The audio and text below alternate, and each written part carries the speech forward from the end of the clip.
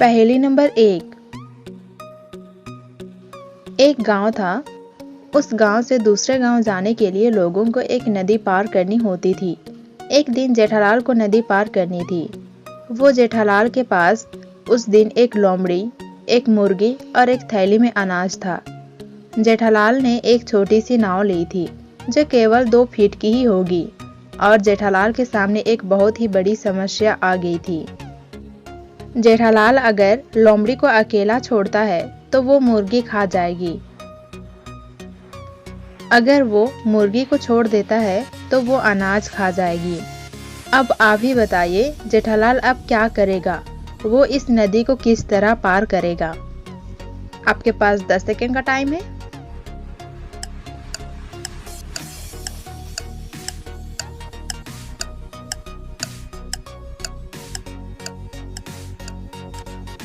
तो दोस्तों, क्या आपने इसका जवाब कमेंट किया? अगर नहीं तो चलिए मैं बताती हूँ। वो जेठालाल लोमड़ी और अनाज को छोड़कर वो पहले मुर्गी को ले जाता है। मुर्गी को वहाँ छोड़कर फिर वापस आता है और अपने साथ अनाज ले जाता है।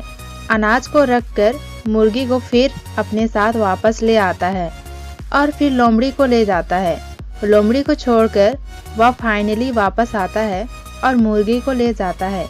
इस तरह से जेठालाल नदी को पार कर लेता है। पहेली नंबर 2। इन पिक्चर्स को ध्यान से देखिए।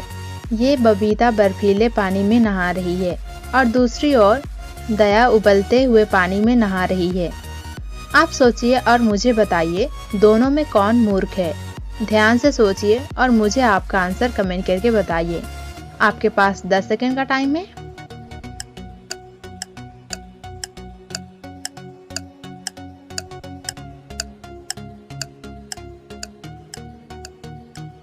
मेरे ख्याल से तो ये दोनों ही मूर्ख है, लेकिन दया ज्यादा मूर्ख है क्योंकि वो उबलता हुआ पानी में नहा रही है। ये उबलता हुआ पानी बहुत ही डेंजरस हो सकता है। ठंडा पानी में तो कैसे भी करके नहा सकते हैं, लेकिन उबलता हुआ पानी में कोई भी नहीं नहा सकता। ये तो हुई मेरी राय। अगर आपका कुछ और ही आंसर है तो हमें कमेंट करके जरूर बताइएगा।